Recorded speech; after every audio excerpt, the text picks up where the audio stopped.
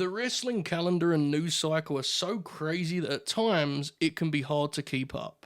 In a single month, the landscape can transform entirely, from major title changes to classic matches. With that in mind, some of LNG's finest will collaborate monthly, highlighting some of our favourite matches from the prior month. Now, it's important to note that this is not necessarily a list of the month's best matches. Instead, it's more a matter of keeping things fresh from promotion to talent, so eventually, we'll no doubt cover your favourite regardless. With that disclaimer established, let's grin.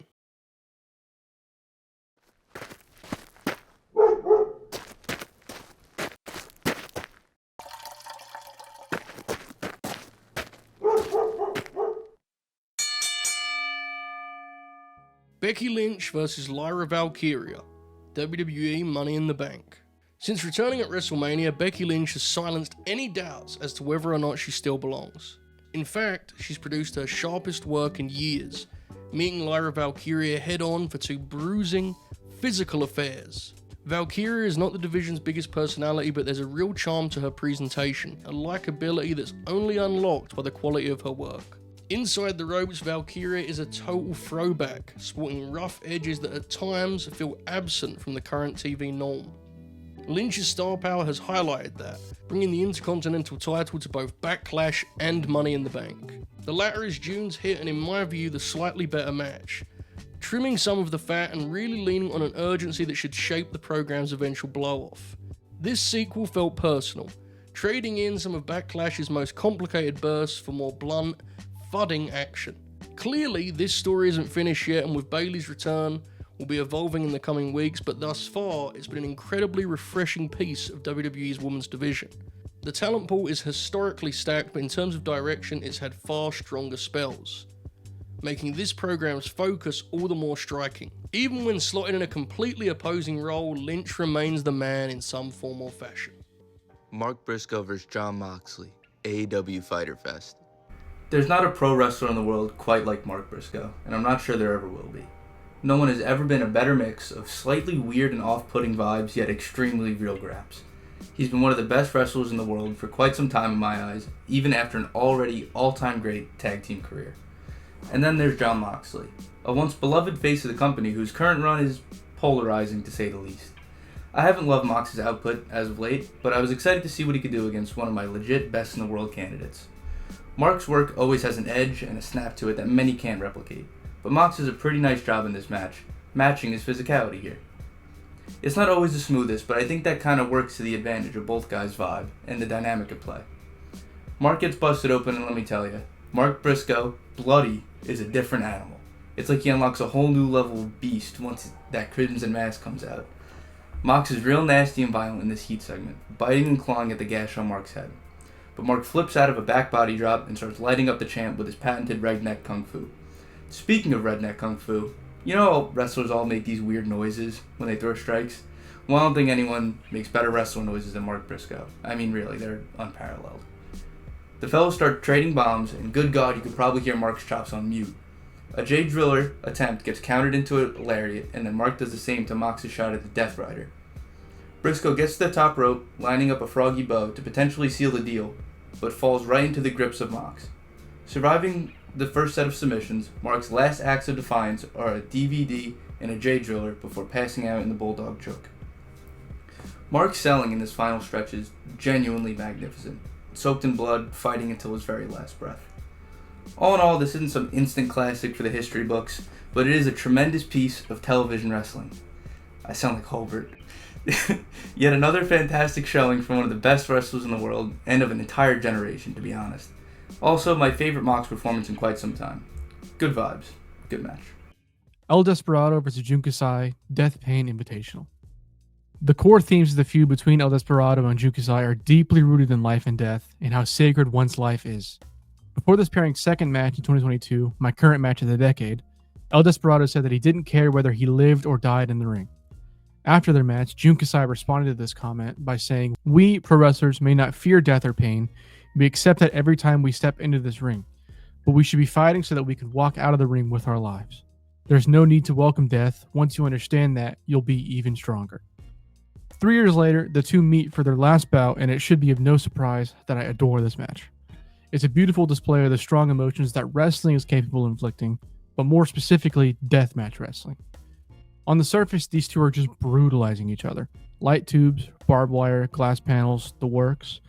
But behind the plunder, the blood, and many piledriver variations are two wrestlers doing what makes them feel most alive.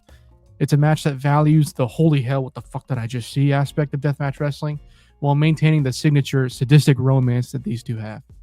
A step behind from the 2022 outing, but one of the year's best offerings, no doubt. No outro. Just fucking end it. Jason Hotch versus Mustafa Ali. TNA against all odds. Full disclosure, I've never been a big Mustafa Ali fan, even at the height of his popularity among hardcore fans. Talented guy, no doubt, but I always found that he's slightly flattered to deceive. Since officially signing with TNA in January though, Ali has found a really nice rhythm, producing the best heel work of his career thus far. As leader of Order 4, Ali has given his presentation a more pronounced mean streak, carrying that through the ropes with a sudden spite to his game. A member of that very faction, Jason Hotch became part of the TNA roster almost 3 years ago, standing alongside John Skyler as the Good Hands. As a singles though, this is his coming out party, shining bright opposite Order 4's tyrannical leader. With the framework of tough love, this tells a familiar tale, exchanging holds early with an established rule of no closed fists. The traditional wrestling spotlights Hotch perfectly, winning over the live crowd with the sheer snap of his offense. Ali soon gets nasty in response, with Hotch matching him every step of the way, producing thrills in a distinctly violent fashion. At just over 13 minutes, this achieves an awful lot, proving that Ali's impressive feud with Mike Santana was no outlier. Sheamus versus Rusev, Monday Night Raw. This was a physical and unvarnished contest that played out mostly to silence between two accomplished veterans that clearly enjoy working each other. Sheamus remains the ever-reliable pro that has existing built-in equity with the WWE fanbase. This allows him to always win the people over during the course of a match, even though Sheamus is increasingly slotted more as a good match TV guy rather than a serious contender for any major championship. Rusev is broadly still in the form he was able to reach when he ascended to new performance heights in AEW, but he's struggling to gain ground with a WWE audience that has changed considerably over the past 5 years. These are the challenges that the two big men had to overcome, and it affected the heat that accompanied their recent encounter. Thankfully, as the pandemic taught us, the best way to approach silent wrestling is to simply hit hard, and Sheamus and Rusev hit each other really, really fucking hard. The striking here was awesome. We got elbows, close-range lariats, kicks, and slams. Sheamus put in a big-time shift here, and you saw every bit of that on him. The attrition showed over the course of the match and added to it. Sweat was flying, bruises formed on both guys, and what we ended up with was one of those ugly fights that feel very un-WWE, but end up on their programming every few years. The Pittsburgh crowd didn't love this, but I did. LeBron Kozone versus Trevor Lee, DPW Limit Break 2025. If you haven't been keeping up with the former Cameron Grimes, now Trevor Lee, since he departed the WWE, the North Carolina native has been tearing it up in his new home promotion, DPW, with the likes of Andrew Everett, Calvin Tankman, and Adam Priest as one of the promotion's most consistent workers. Kozone, on the other hand, is DPW. He has worked with them since the very beginning and is now in the midst of a 200-plus day national title reign, where he's been delivering as the soul of the company. This is also his record-setting 7th defense of said title, and I'd say the best of them since he won it against Adam Priest. Kozone is a powerhouse. He is a knife through hot butter, and you can't let him find ball game or it will be ball game. Trevor knows this and consistently uses tricks to annoy his opponent and try to find himself an advantage, much to the jeers of the DPW faithful, including myself, who break out into chants like, "You're a pussy." Or when Trevor tries to start a new champ chant on his own, they respond with, "Fuck you." This is a big part of what makes Trevor Lee's matches so fun to watch, but as I mentioned before, he is also incredibly gifted between the ropes, steadying the ship with Kozone as the rascal heel in the early parts of the match. However, after he lifts the big man up for a release suplex into the guardrail on the outside, you see him lock in, ramping up that aggression to the fullest with some stiff strikes on the champ. Kozone is not one to take that lightly though, and responds in kind with big boots and his signature ball game, lariat, to end the night for Trevor Lee. This match is the perfect bit of evidence for what makes both of these guys so great, and what makes DPW so great as well, allowing them to have matches like this, where they can really go all out and really show how gifted they are. Now, Kozone, coming out of this match, looks forward to a date with Cedric Alexander in the near future for his 8th defense of the DPW national title. Okay, moving on. Not as smooth as I maybe want it to be, but that's okay. That's okay. It's no big deal. Adam Priest versus Calvin Tankman, DPW Limit Break 2025. Limit Break again. I said that the first time, and it's not fucking Limit Break. Adam Priest versus Calvin Tankman, DPW Victory Lap 2025. After getting cheated out of the DPW World Championship at DPW's title fight in Vegas, Calvin Tankman attempts to get his revenge on the little cheat himself, Adam Priest, who has been ducking him for much of his time as champion. Tankman is also inspired to get his title back after losing it to Jake Something to end a 300-day reign.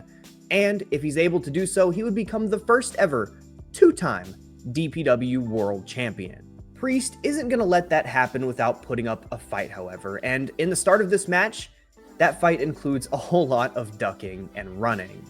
To be fair, I wouldn't want to go toe-to-toe with Heavyweight Hustle either, but the champ is being such a little prick about it, constantly hanging on to a headlock, grabbing at the knee of Tankman in order to avoid any bit of heavyweight power thrown his way. But eventually, Tankman finds a pounce, sending Adam Priest outside of the ring, where Tankman orders fans at ringside, I'm talking about me, to hold Adam Priest's arms as he delivers some very stiff strikes. He also recruits a kid at one point, which rules, but Priest won't stay down for long, eventually working over Tankman's knee once again, the only way he knows how, like a fucking prick, in order to set up his signature single leg crab.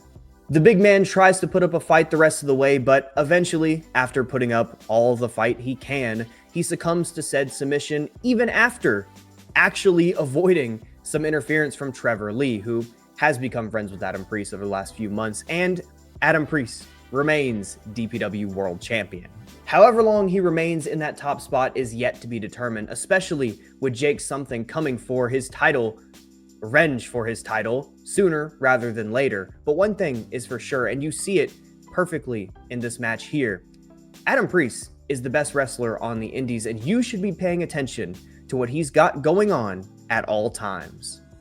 Swerve Strickland versus Will Ospreay, AEW Summer Blockbuster.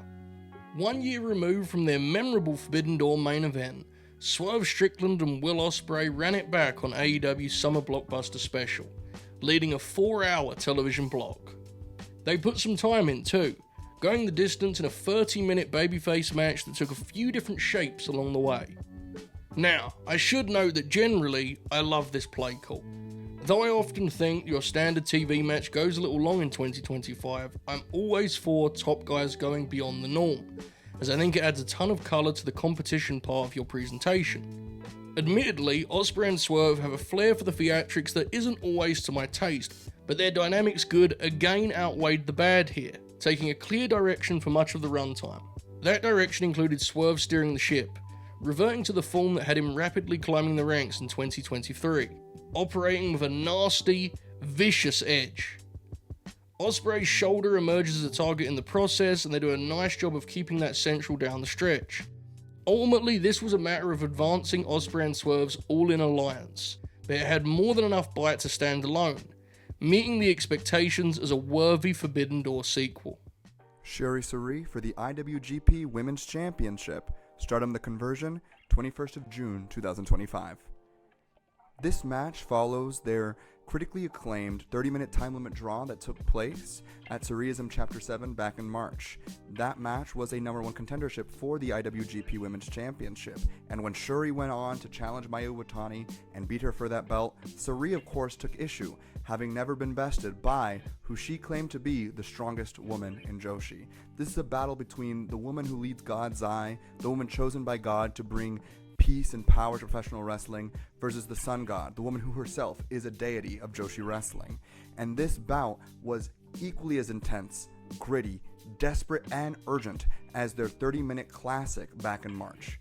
And though it itself is different in its own ways, it continues to demonstrate the lovely, lovely chemistry that these two women have on the mat, in the ring, and outside throughout the entire arena. From forearm exchanges to hard and stiff elbows, to mat grappling, to submission style specialization, to limb work, to the desperation that comes from slamming and suplexing across the arena in order to claim what both these women see as the greatest championship in this great sport.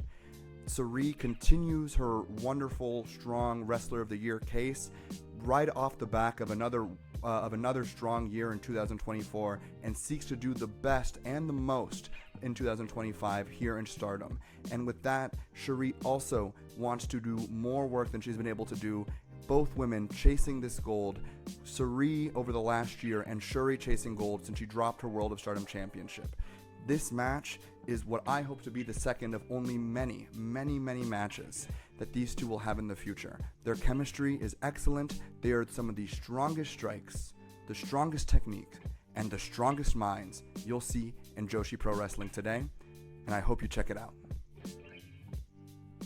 Bandido versus Mascara Dorada from CMLL and Ring of Honor's Global Wars Mexico. This was on a few other things as well, because you have the Tuesday taping, but I watched the Ring of Honor version that aired on Global Wars. So I had Ian Riccaboni and Caprice Coleman on commentary, which added a lot for me as someone who doesn't watch a lot of CMLL and doesn't know the background.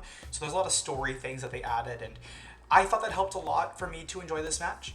And this match was also awesome. They had some really good chemistry. Their stuff flowed very well. There were moments where some stuff didn't land correctly and they were maybe off by a split second or so. Like there was one springboard dropkick I immediately think of where Mascara Dorada was a tiny bit late and Bandido just had to stop and kind of stare at him for a second. So that took me out a tiny bit. But I think as the match went on, their stuff was getting more and more crisp. The match was just very good. What they did, I thought, they did some the first half of it was a lot more of just going at this insane pace. They were just running all over the place, hitting everything possible, and not really letting up. And then the second half, they do a lot more of the bigger moves. So there is some more of sitting as they go from thing to thing and letting the impact sit. But I thought it worked really well in telling the story here. The finishing sequence I thought was also very good. You have the knee into the 21-plex, which gave a reason why Dorada is going to be leaning against the ropes for it. I didn't like the setup as much for the second 21-plex after the moonsault slam that Bandido did. It felt a little weird why Mascara Dorada is going to the ropes for that one. However, it was still a cool move into another cool move. I like the 21-plex. I like the way it looks. It's just a weird setup. But for the most part, I really enjoyed this. It's one of my favorite matches of the year. And I would suggest watching it for anybody who hasn't yet. Chad Gable versus El Hijo del Vikingo. Worlds collide. As Chad Gable reportedly steps away to deal with an injury, it's only right to celebrate what may have been a career night for the grappler. On June 7th, he pulled double duty, closing Worlds Collide with Vikingo before battling for the Money in the Bank briefcase later that night.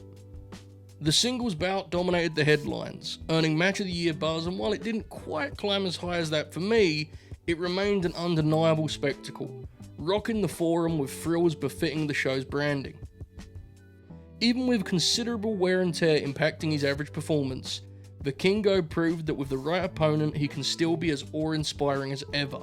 For any viewers new to his work, Vikingo delivered on the prior hype, embracing the spotlight with some spectacular bursts of offense. Gable gleefully met him in the middle too, playing a flashy tune or two of his own, otherwise providing the glue to unleash Vikingo's unique brand of high flying. Beyond the highlight reel, I appreciated the match's pacing too, with a more gradual build than the gifs and such may suggest. Admittedly, the first and second half do feel slightly disconnected as a result, but it's a hoot nonetheless, fueled by an especially great Chad Gable performance. Thanks for watching, folks. Please like the video and subscribe for more grins.